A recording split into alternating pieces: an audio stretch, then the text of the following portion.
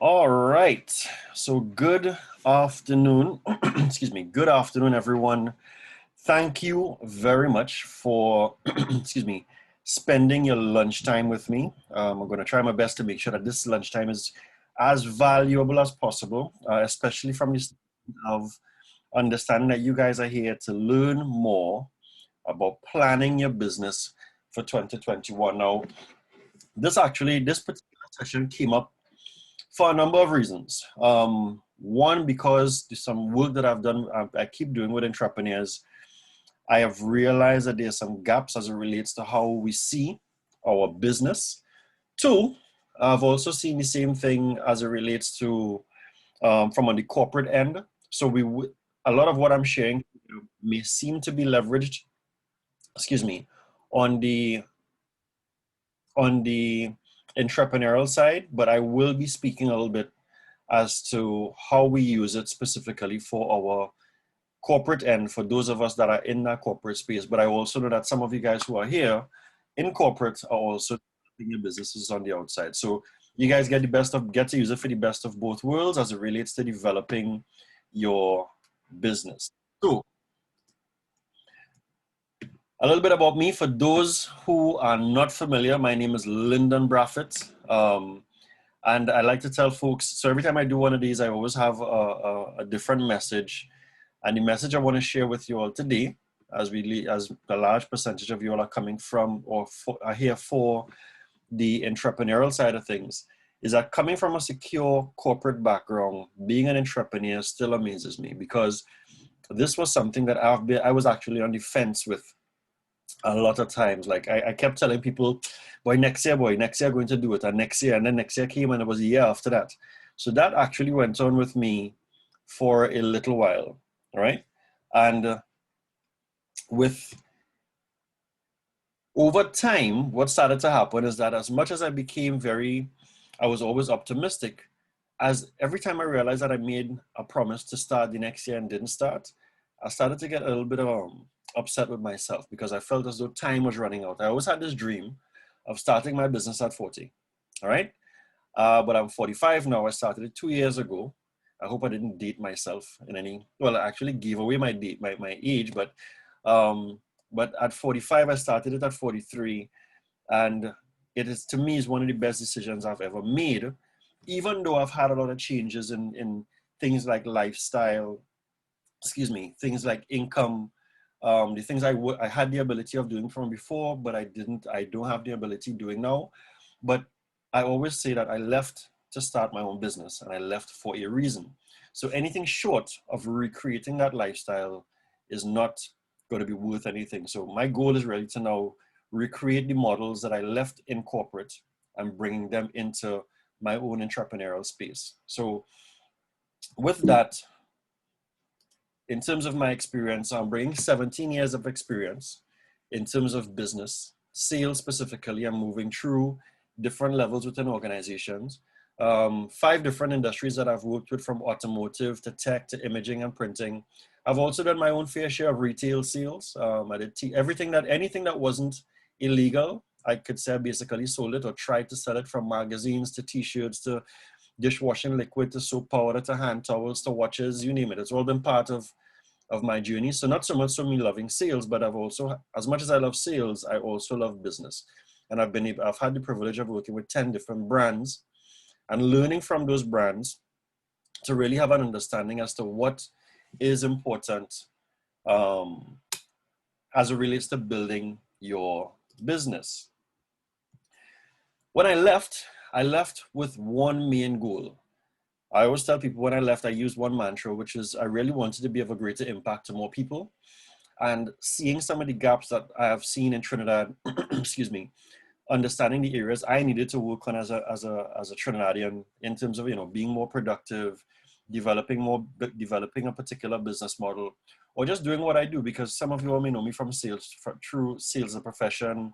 Some of you all would know OPAAT-SWY. You all would know that I do sales enablement. But one of the key things is that if you guys were to type in trainer or anything, you don't have a lot of them that's coming out of the Caribbean. As a matter of fact, there are none that's coming out of the Caribbean. So from on my end, to bring a face to the name or the title of sales enablement, and of course to bring it as a Black person coming out of the Caribbean to be one of the number ones. That is something that I myself, and of course for those of you all that know my colleague Jared, those are the things that we kind of aspire to do, and of course have proper representation as to what we could deliver here in the Caribbean region, right? So my assumption is with this webinar is that some of you all that's attending would have been exposed to some level of business development before. And as I always say, people may say, yeah, but I see some of those things already. Like some of the things Lyndon spoke about, I already knew. That's fine, because a lot of the information that I have, you all may have been sourcing the information from the same place. The difference is, while I have a lot of people that may tell me that sometimes when, excuse me, when I do any sort of training or business development, the application is my biggest problem. Like we don't always apply or implement things that we would have learned. I don't know if it's a regional thing, but I know that it's a serious Trinidad and Tobago thing. So we tend to have a lot of folks who know a lot, but do not always apply. We read a lot of books, we go and we have, excuse me, we go and we get these degrees and masters and everything else. And it's two things. Either we do not apply it, or we don't have the opportunity to apply it. And for those of you guys who have those levels of certifications that would have been exposed to business from before, my goal is to help you guys apply it to your business so that you can actually get the business running. Right? So my agenda for today, my house rules for today is that any questions you guys have to ask, there are no silly questions. Be open-minded for change. Have fun. Again, you guys can ask all your questions in the chat. Indicate as to whether you agree or disagree on certain things. So yes, feel free to use the chat. And of course, later on at the end of the conversation, we're going to see how we can use different things that we hear. And as to any things that you guys will want to share or ask, we use that to help each other learn. All right, so we should be good so far. Let me know by giving me a yes in the chat if we are ready to proceed. Right, so the yeses are coming through. So, so when I started my business, a couple of things was happening. I realized that there was a gap. I had to learn a number of things on my own, a number of things, right? And I also recognized that there was no resource that I could have leveraged on that was, I would also like to say, affordable too, that I could have really figured out how to identify certain things and strategies as it relates to my business. While doing the business, I also recognize that there are a number of my colleagues who are actually in the same space. So a couple of my realizations was this: entrepreneurship isn't easy. That same thing I wanted to leave, and I kept promising people, nah, next year I go on, man. I realized that it was really, really hard. And especially it's really hard when you don't have a lot of guidance, when you don't have a strategy, when you don't have some structure. So for any of you all who are trying to build your business, whether it's full-time or part-time, side hustle or whatever it is, I want to let you guys know that I can connect with any of the trials that you guys may be experiencing, right? Because to move from having an idea and to building it as a legitimate business could be a bit of an enigma. Sometimes we're not really sure what's our next step. And excuse me. And as it relates to a number of my little observations, right? Some entrepreneurs, you guys have excellent ideas. If it's one thing I love to do is talk. So if I'm in a Starbucks on a Zoom call, the number of creative and great ideas that are actually solutions to what we experience in here in Trinidad, or can just work towards building on the economy, are amazing, but we struggle, right? We struggle because sometimes we don't understand the process or how to get started, and there's no real structure. So we kind of get stuck. So what I did here is that I decided to take it as a static and not put it as a GIF. So we either throw our hands up in the air or just throw up our paper and say I quit, or we get stuck like my good guy here on the left-hand side, because we're not sure as to exactly what moves that we make, or we plateau. Some of us may be doing business already, and the business is doing okay. You're making some kind of money, but at the end of the day, you're not sure how to take it to the next level. All right, so there are 4 common mistakes that I've recognized that I've made. And I'm saying this not because I am just the sage with all the information, because I've made some of these mistakes. as well. As again, as I said, as I'm saying, sorry, the goal here is to share things that I have learned, strategies that I've used in the past. And I said, you know what, if I can use this in corporate, why can't we use this in terms of building our businesses? All right. And the first one is not really knowing the size of your market. And this is a big one because of the fact that a lot of us, we want to get into business. We have a particular skill set or niche. But when I ask the question, what's the size of the industry? That is always, I never thought about that. So we're so enthused and optimistic and excited about starting off. One of the key fundamental things as to whether was the actual size is important. So I'll give you an example of one of the first things that I did. In 2016, one of the first things that I did is I started to break out the size of my industry. If I wanted to get into consultation, right? What is the market size that I needed to be playing in? And what I did is that I broke that out in terms of verticals. So I didn't just say, well, I could service everybody in Trinidad and Tobago. I became very specific and I said, okay, let me list out the types of companies or industries that I wanted to focus on. So what you're seeing there as verticals was 23. So I identified 23 vertical markets. And out of those vertical markets, I got 644 registered companies in Trinidad and Tobago alone. The next thing that I did is that I used a very conservative. At the time, I had no experience in consulting. I had no experience actually doing what I'm doing now. So I said, you know what, if every customer that I meet, I charge them, let's say, $6,000 or $5,000 to provide a service. When I did the tally, it came up to $3.9 million. So in my mind, I was like, shit, this business in itself is valuable to me. Like, I can see myself working on my own, pushing towards building the business because the total market size is 3.9 million. That is one of the first things that we need to understand. Like, is there money in the business that you're going after? And then how much money is it? The other thing that I had to pay attention to was the serviceable addressable market. Like, how much of this market is serviceable to me? Because you may have some customers that are just not too interested, right? And then outside of that, breaking it down again, and this is you take a particular percentage. The percentage is determined based upon conversations that we have. Then you look at, okay, so out of what is serviceable, how much can I obtain within my first year, within my first 2 years? So what you're seeing here is an actual snapshot of a plan that I did as it related to total addressable market based upon the service I want to provide, right? So how many companies that's in my industry, or even if you have a small subset in terms of your companies, how much money is that any of those customers? Let's say when you have 100 companies in your industry, well then what kind of revenue does that organization make or that industry make, so that you can say, I can work in that industry. Again, those are good things to think about before you're getting into your business. And those are the things I want you to think about even when you're going into 2021, because sometimes you might be under servicing or under forecasting your existing base. You may be doing business already, but never did this exercise and realizing, I could get more, but how much more can I actually get, right? The other area is really not having a clear value offering or understanding the value chain. And that in itself really means that our value proposition, like what exactly am I solving? What problem am I solving for the customer? And how do I go about solving that problem? And we'll talk a little bit about the value chain later on, but your value chain really is your mechanism of delivery. Like, what are all the components I need to deliver the value to the customer? And what is the quality of those components, those people, those resources? So if they can deliver at a high quality, it means that I am now servicing customers at a high quality, so that I may be even able to charge more. So again, these are little things that you need to think about.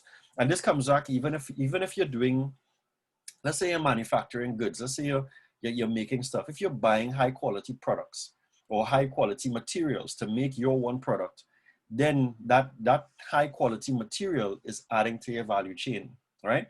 So those are the things that we need to be thinking about. And those of us that's in the corporate space, even if we are creating good alliances with people to add value, then you're increasing your value offering to your customer, right? The third one is the unbalanced approach as it relates to growing the business. So sometimes we're not sure as to how we want to go about doing it. Should I have a sales team? Should I not have a sales team? Should I just focus on marketing? Um, what is the actual way that I really need to work on making an outreach to my industry? And then of course, there's a lot of focus between business plan, excuse me, and not the business model. Like recently I had someone call me and they read a blog that I wrote. And they say, no, Lyndon, I realize I don't have a business plan. And I was like, okay, but why do you need a business plan? And of course, there was a little bit of silence because they were now figuring out why they felt they needed to have a business plan. Maybe they weren't expecting the question, but it's always a question I like to ask, right? So the question is business plan or business model, right? And really and truly, both are important. But your plan is really a documentation. Your plan is a document that you use. And I'll say this, and I don't mean anything to anybody. Sometimes we just use the business plan to say that we have a business plan and we take it to, I'm not sure if we have to take it to an investor to get funding, or we might just use it if the bank requests it. So I'm not sure if the bank is requesting business plans anymore. But if it is that we are looking for funding, that's what we need, right? But then on your business model side, the question now is, how are you executing? So your business model is your mechanism of generating your revenue, delivering on your value offering. And it's two totally different things. One supports the other.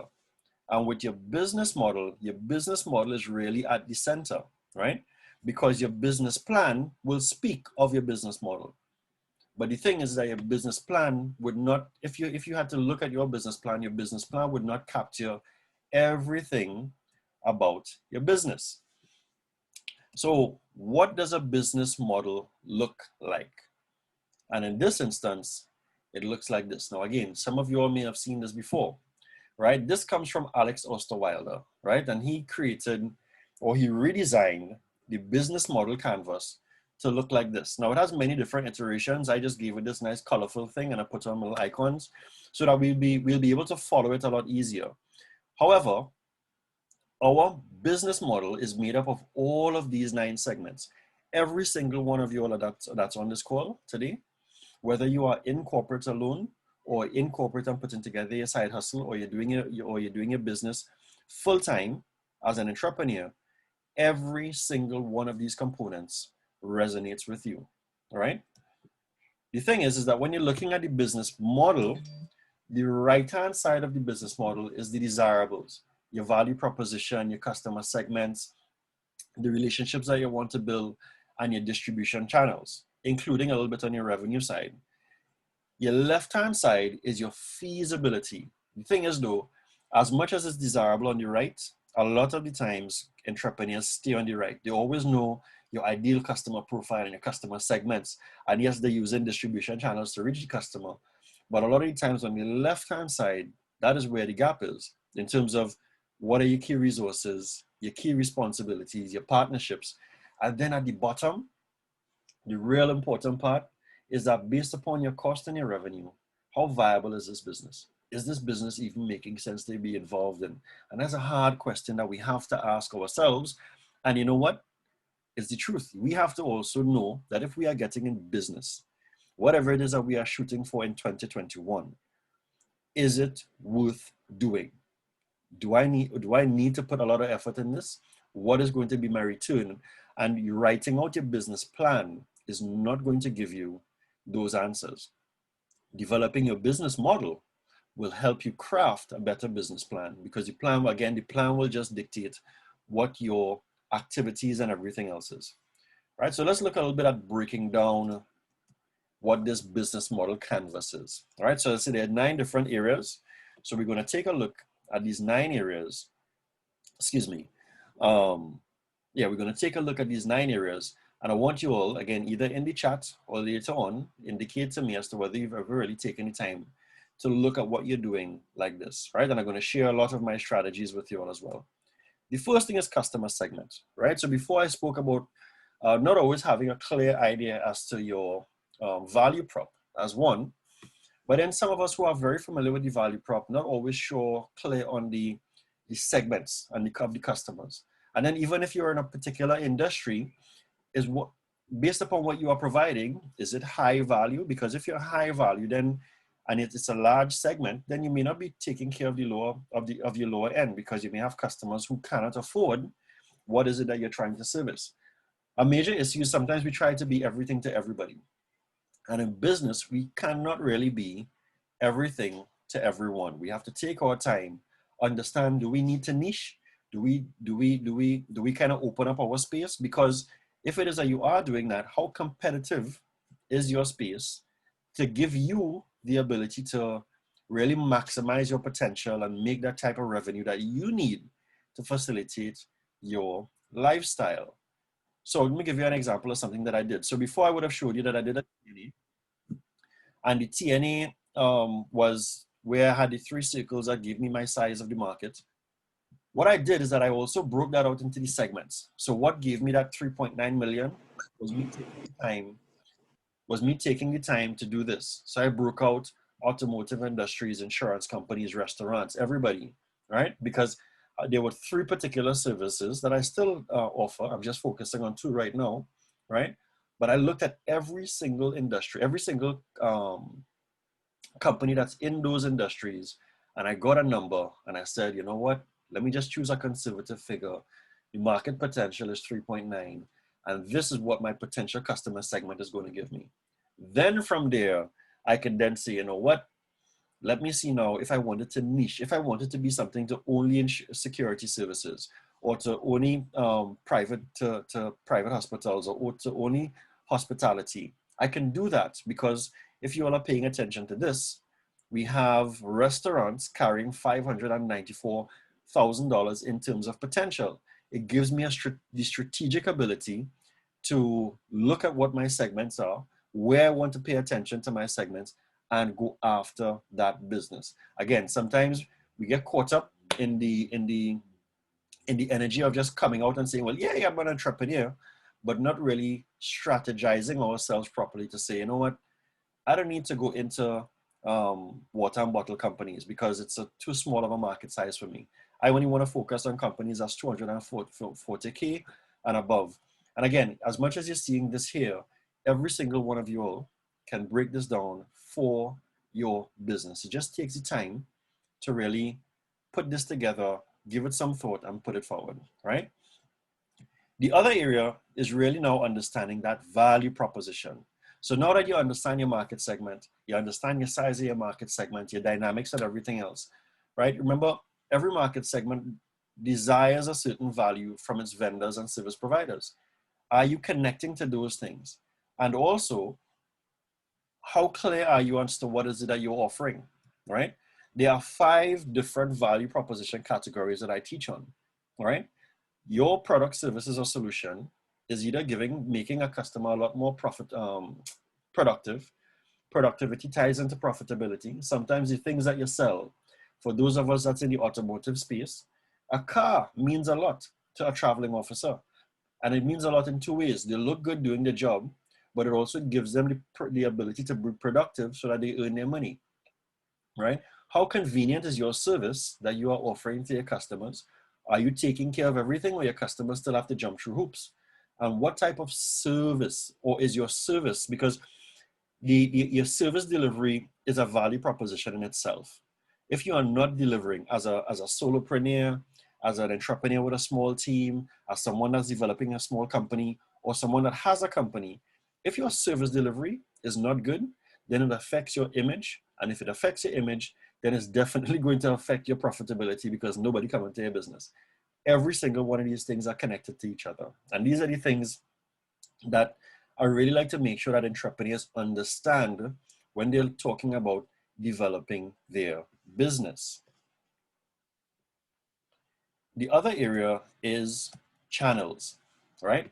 So now that you understand where your value prop, you understand where your segments are, what channels are you using? How are you communicating to your customers? Where are you putting this information? And the other thing is, we have all of these channels here. So a lot of the times, here's what we use, especially now. And again, this is just me sitting back and paying attention over the last 2 years as to what are some people doing and what are some people not doing. So social media is a big thing for everybody right now. Everyone wants to sell on social media. right? But not everyone is good at selling on social media. Sometimes also, our customers are not there. Like the customers I need to reach out to are not always on social media. And then in other instances, I cannot afford to wait for a customer to see a piece of content and for them to call me for business. So what do I have to do? I still have to do certain different activities. So there are many different activities that you can do to start generating interest as it relates to your business. So other areas is blogging, email marketing, podcasting, webinars, and of course you have your social channels at the bottom.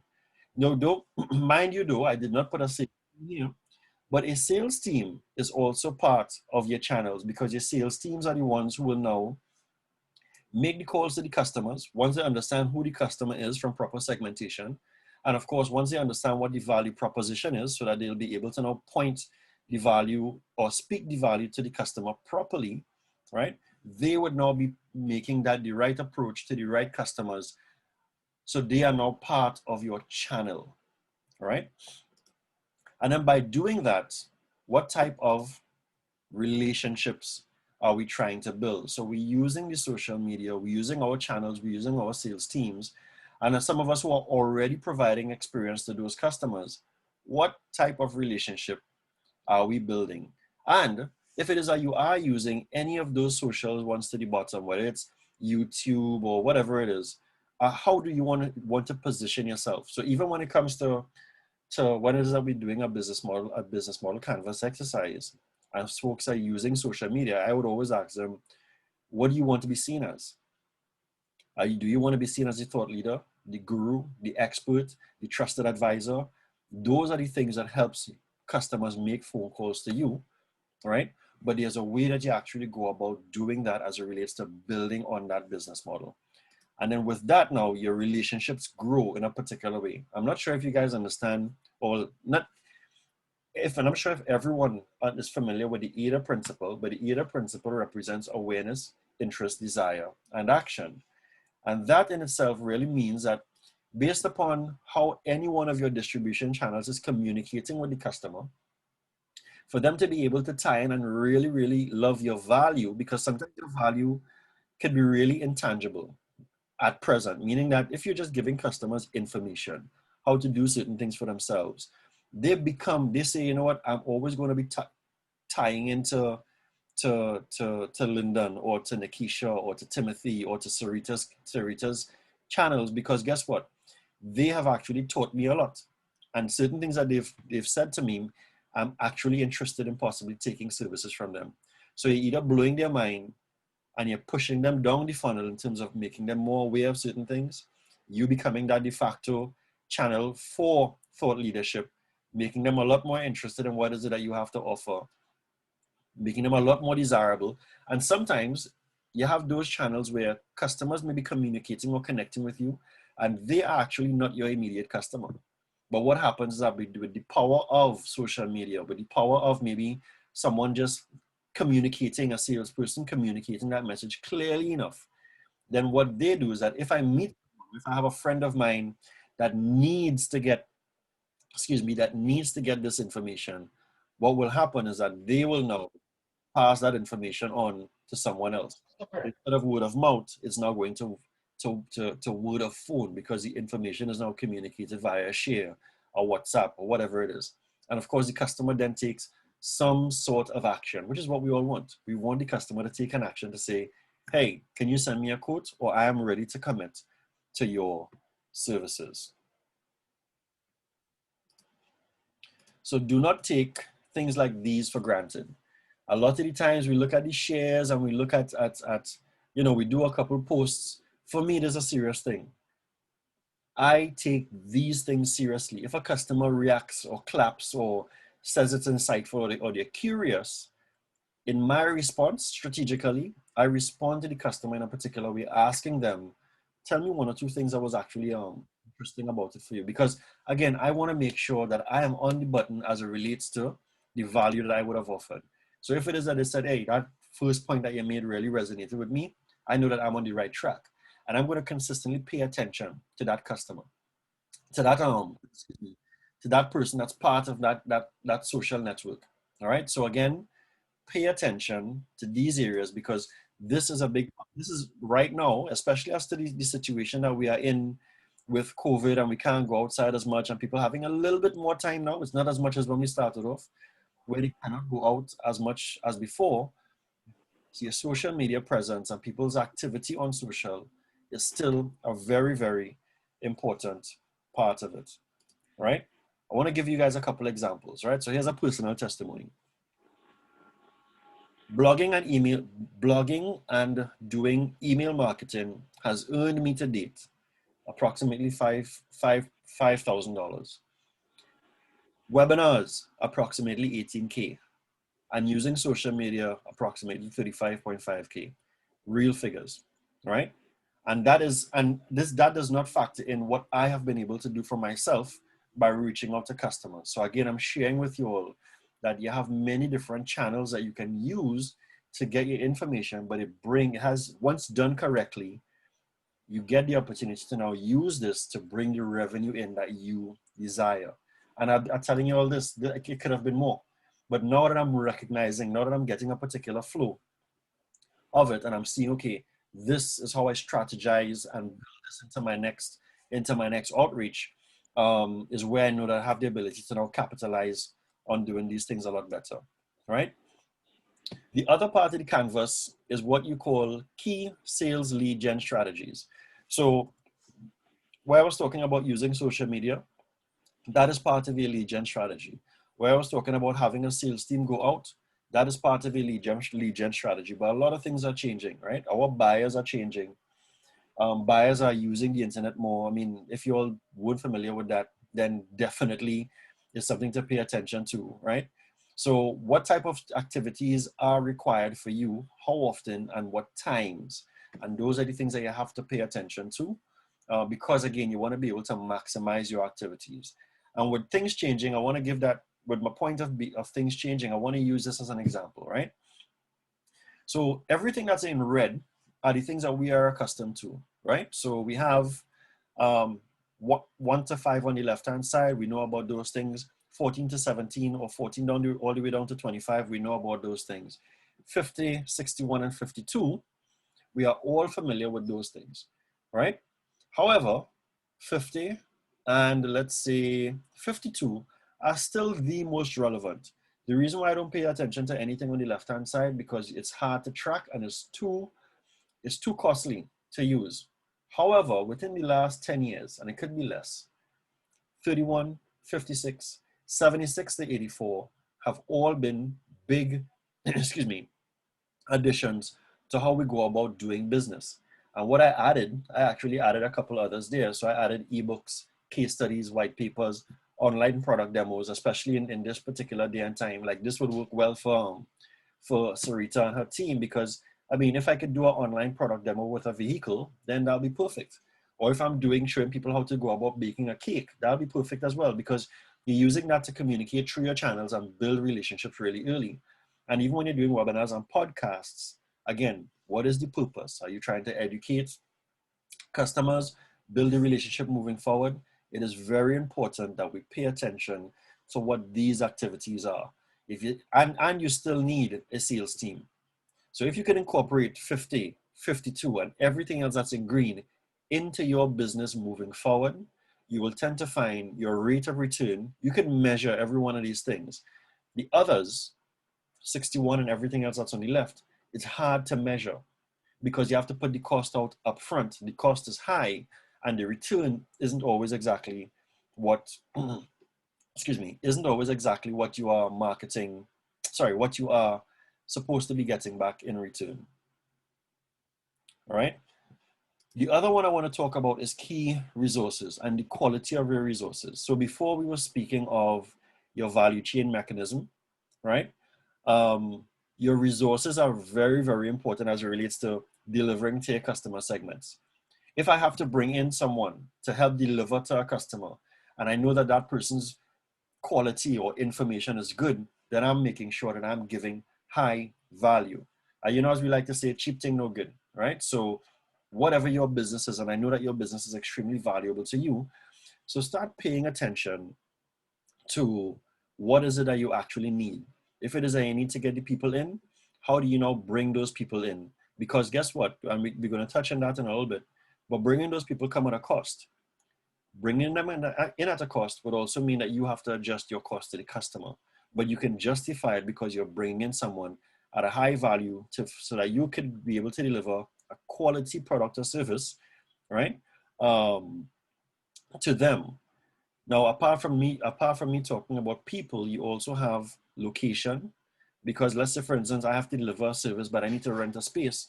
I want to rent a good space that my customers will feel safe, they will feel comfortable. So that is part of your resources there as well. And if you may need technology to add to that, is also a big plus. All right, so those are things that you have to factor in.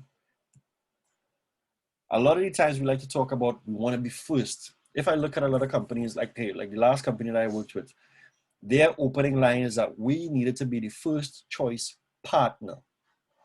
That's cool. That's a good aspiration, but it's not a value proposition. There's not a value prop for a customer. It means that you want to be there. But a lot of the times we have these gaps. So we want to deliver the best. We want to be number one. But getting involved in business means that we need to have a few things. One, first really represents finance. So you need to have the budget to get your business off the ground. I have been building my business bootstrapping.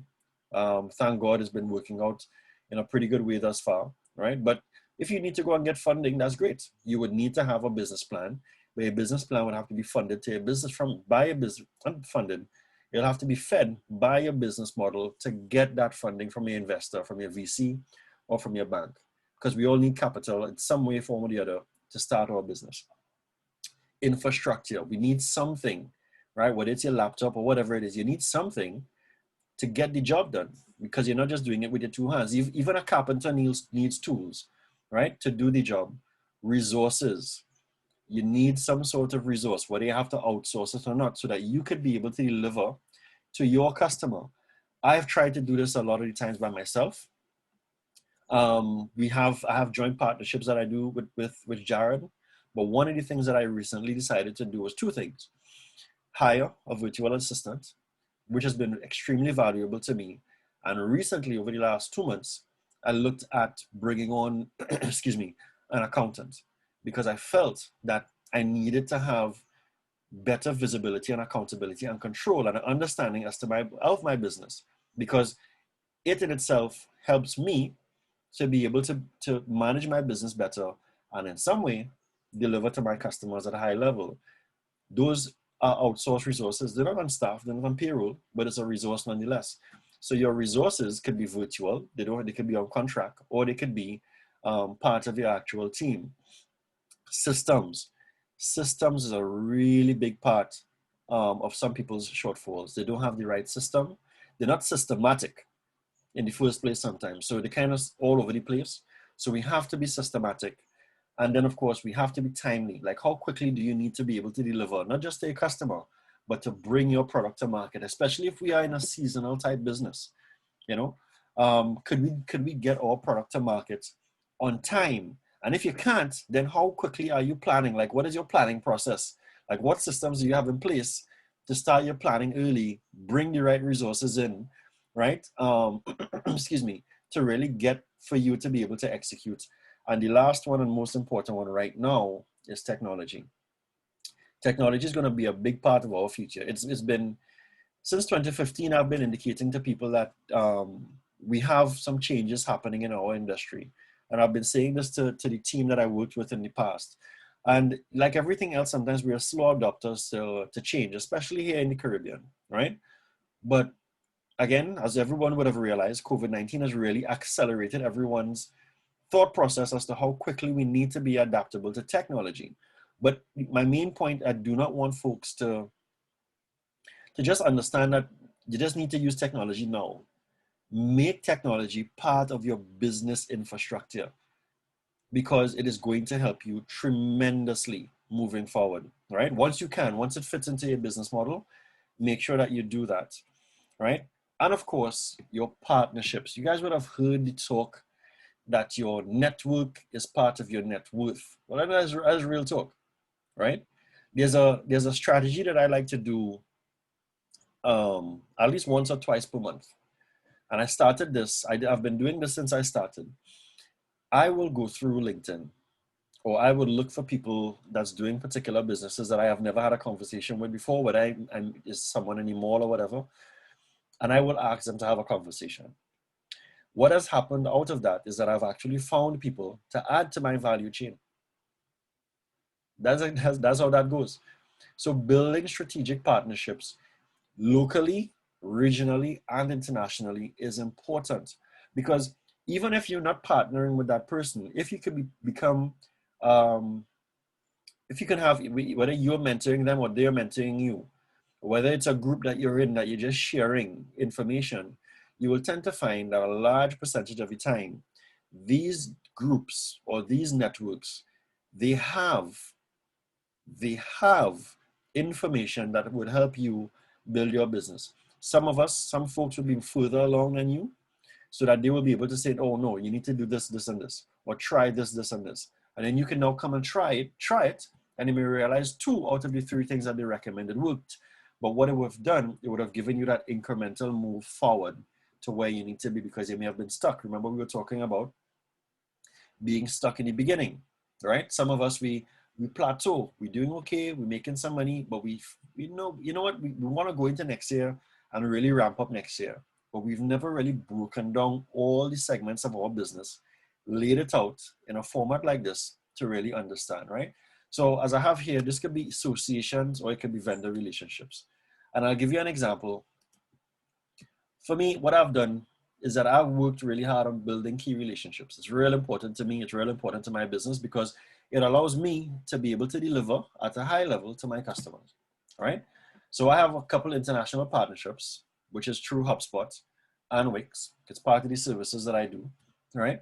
Also, local partnership. You guys know, some of you all would know exactly what I do with Jared, but those of you all who do not, Jared and I, we actually have another company by the name of Sales as a Profession, where we do offer sales services, sales enablement type services to customers. And I also have a relationship with Roytech, right? And this one was actually pretty key.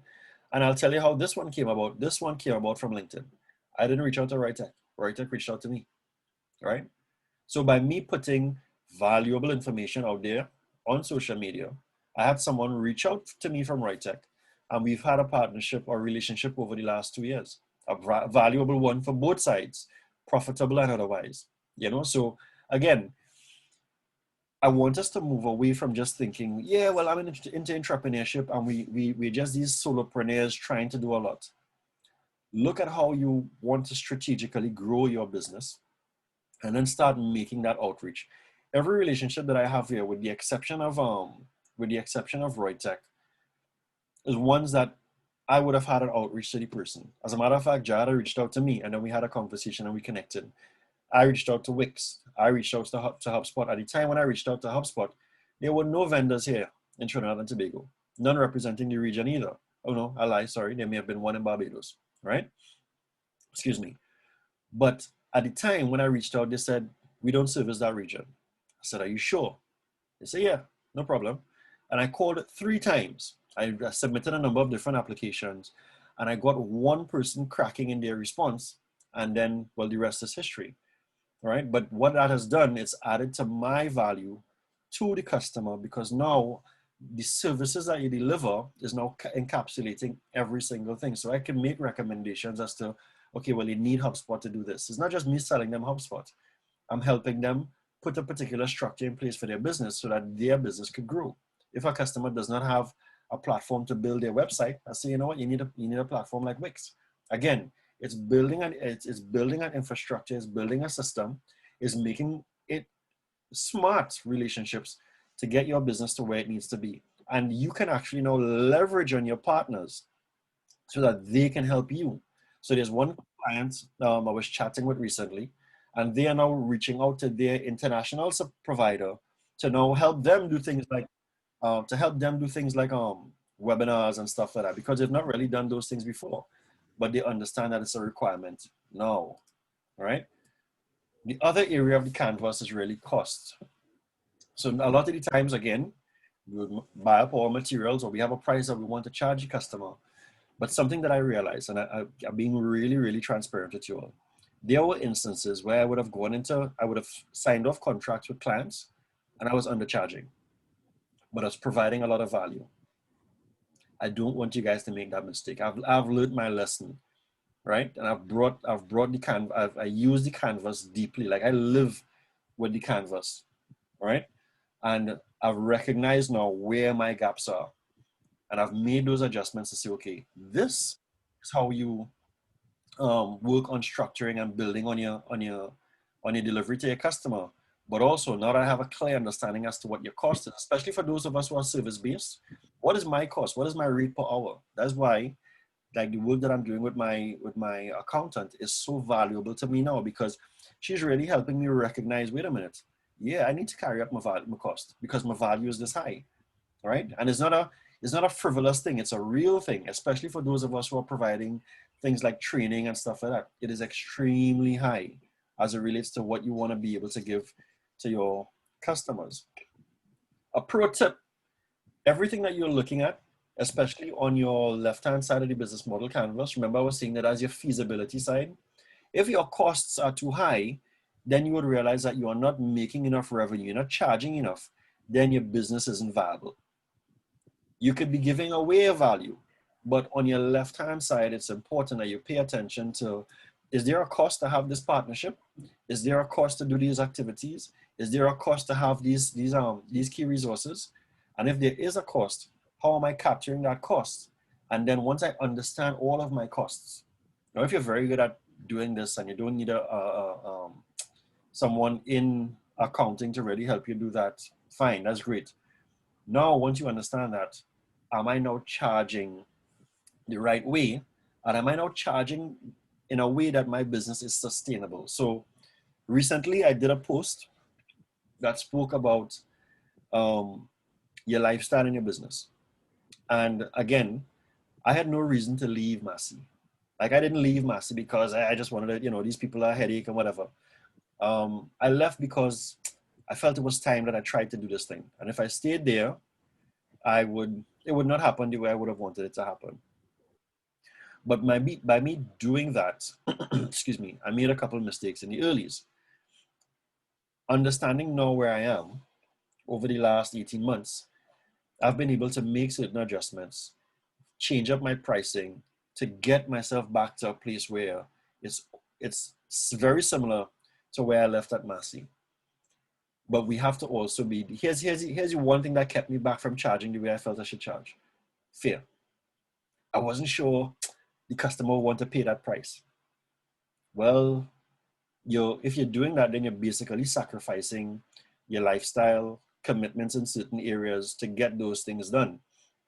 So that is a choice because there's nothing holding you back from charging the price other than your apprehension uh, as to whether that price is chargeable to the customer or not, or us thinking that the customer wouldn't want to pay. And then what could eventually happen is that you get into a point of desperation where now any price is a good price for you because you just need to make money. You get into the business 2-3 months and you're low on revenue or there is no revenue. Anything would look attractive and you will take it because you know what? I have a bill to pay. But you don't want to be doing that. That is why I'm saying that if you're going into business in 2021, take the time, use the next 50 something days, right? Get support and look at developing your business the right way. Even if you're not in that position, if you are working and you have that income as your mainstay of income, where you're looking at developing your business, there's one question there's one thing I always like to tell people. If it is that you had to leave your company for whatever reason, and you want to go full, you want to go 100% into this business that you're developing on the side, ask yourself these questions. Would the business be able to facilitate, is the business generating enough revenue right now to facilitate that lifestyle that you need? Mortgage, car, not even paying off for the car, but just be able to drive up and down the place, service the vehicle, take your kids out to eat, you go to the movies when those things do happen. Would it be able to facilitate that? And if the question is no, then you need to really take the time and look at that model properly and get serious about charging what you're supposed to charge for yourself and generating that level of revenue. Because at the end of the day, guys, we in this business to make a profit. We're not in this business just to say that we're in business, which is what I tend to get a lot from entrepreneurs, that we're just excited about having our own business. It comes like a little fallacy, but really and truly, there's a real thing that's behind this, you know, people's livelihoods and your livelihood, your kids' livelihood. It's important, you know, so this is what, so everything that I went through is what your business model canvas is supposed to look like. From your left-hand side, sorry, from your right-hand side, your first 4 blocks, and your left-hand side, your last 3 blocks. Viability, sorry, feasibility, desirability, viability, down to the bottom. And as I say again, we have a lot of people that stay on the left a lot, sorry, on the right a lot, and not recognizing that they can grow more if they start paying attention to these 3 areas. I'll tell you this, any solopreneur could do this, right? Any solopreneur could understand their segments, put some stuff out there on social media, build a relationship, and deliver some value. But you see on this right-hand side, this is when you start getting serious about growing your business. This is when you start looking at really ramping up your activities, building out a sales team or an organization or a system in place, and then really going really, really hard as to how do I really want to expand this.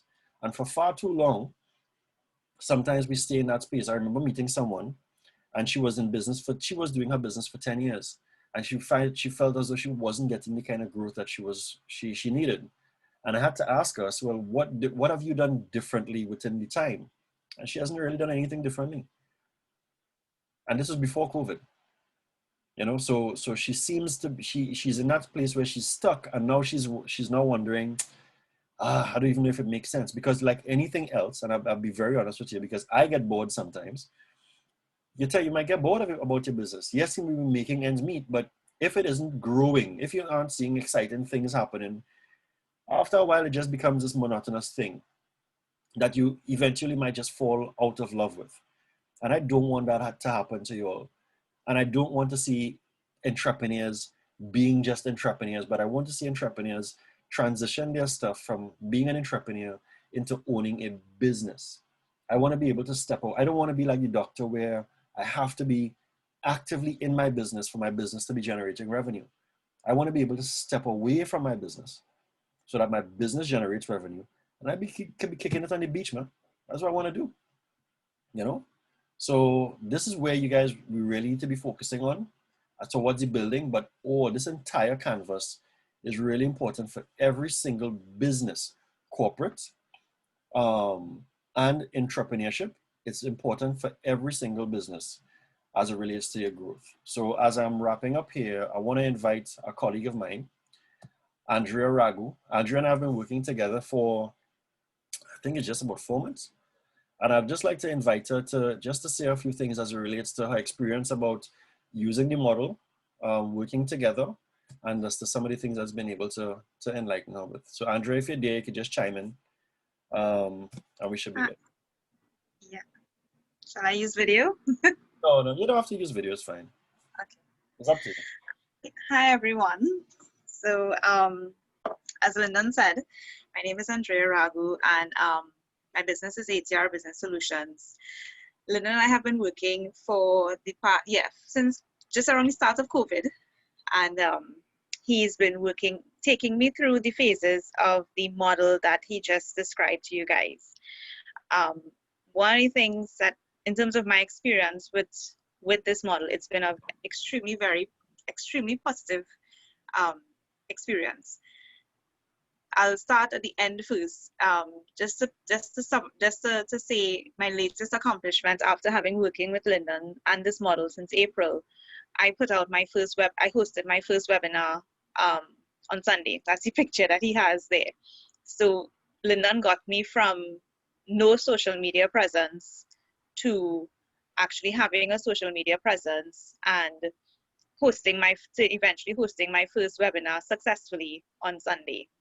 So in the period of April to now, that's what the model and that's what his organization has allowed me to do. One of the key things I wanted to point out, though, in terms of the model, the canvas, it really allowed me to know who to speak to in my delivery in terms of any post that I put out, any communication that I'm putting out there. The canvas really I was able to zero in to say, okay, who is it that I want to speak to? Because those are the people, as Lyndon explained in the IDA principle, those are the people who eventually will take action. And he gave an example of someone on LinkedIn reaching out to him. Once I started following the model and really taking my time with putting content out there, a similar situation happened to me. The person reached out to me and was expressing interest, but it wasn't even for himself. It turns out he wanted it for his two daughters.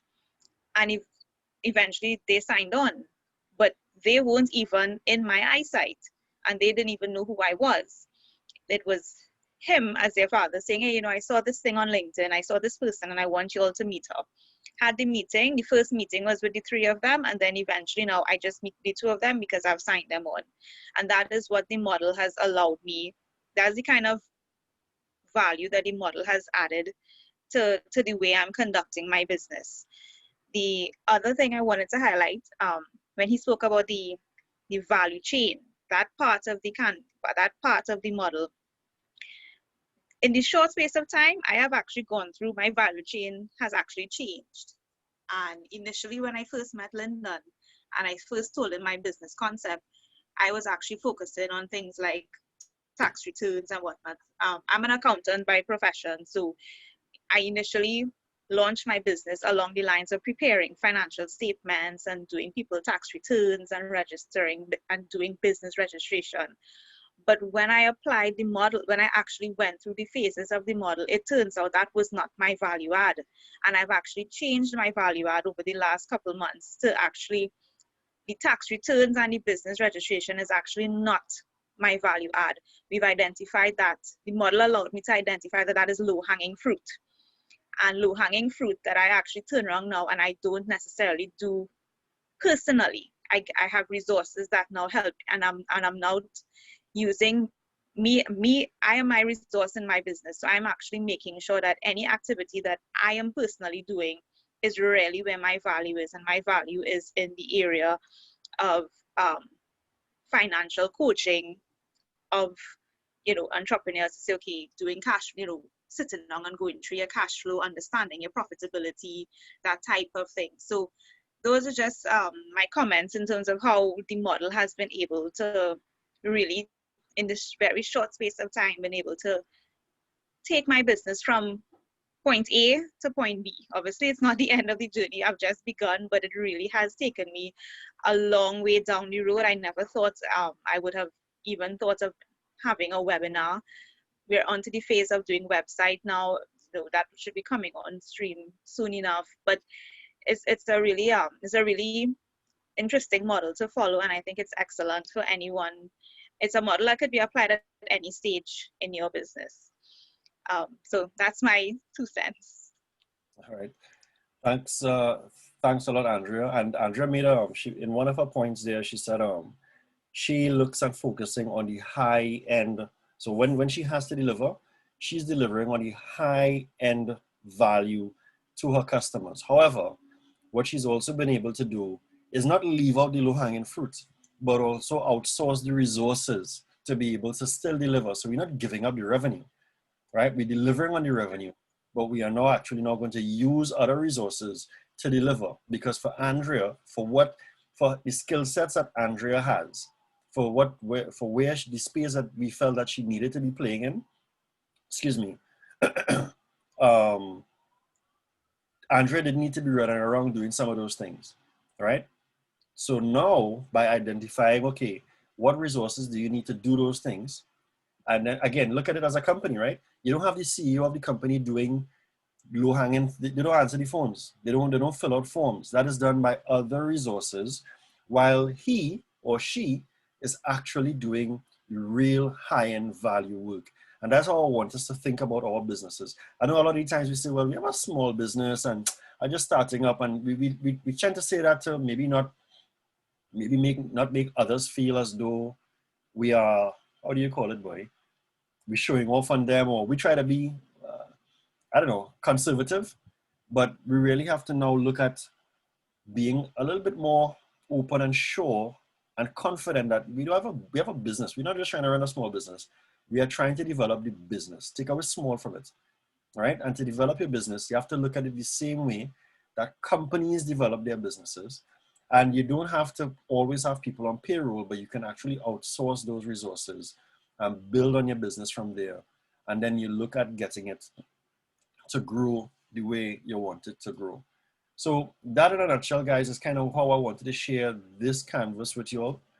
I also want you all to think on this, and I'm going to ask you all a question, and then I'm going to go into questions that you all may have, right?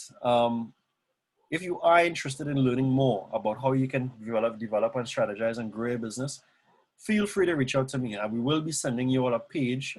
So there's going to be an email that's coming to you all later on. And you all can just express the interest. Share questions that you have, arrange to have a conversation with me. I'll just do a free sit down. Let's just understand where it is that you want to be in 2021 and how can the model, how can the canvas help you in all of those activities that I spoke about. I don't teach anything that I haven't tried. Even if I have not been successful at it, I still teach it because it may not have worked with me, but I can definitely see how it could work for you. So I try to live by every single example that I use. And my main goal, as I say, is really to help companies, large or small, any one of these 4 groups here, build on their strategies, so that they have the ability to grow. And I am now open to taking any questions you guys have. We're at 102. We kind of smack dab on time, but if you guys have any questions, feel free to chime in. Put it in the chat, or you can, just switch on your audio and you can ask me directly. Oh, question. How was that information? Was it valuable to you all? Did it add any value if you were familiar with it from before?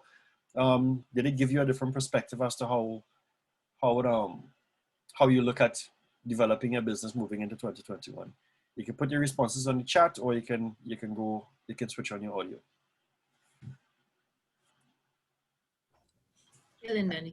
I think this was an excellent presentation. Sorry about that.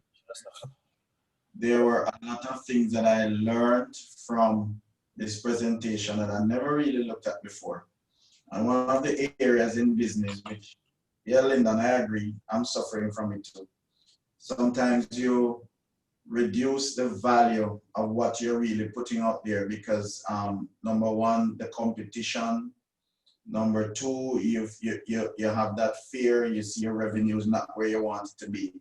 And you believe that probably just bringing down the price, doing it for less, may actually bring you more revenue. But by watching your presentation today and even thinking about it, I realized that, yeah, you have to really push for the value, show the value of what you have and stick to it. There are some things that may not happen now, but if you stick to your goals, it will eventually happen later and the right people will sign on. I'm really impressed by this presentation, and I hope you will be willing to share the recording so that we can watch it over again and really assimilate and assess and deep dive into some more of these thoughts that were shared within the hour.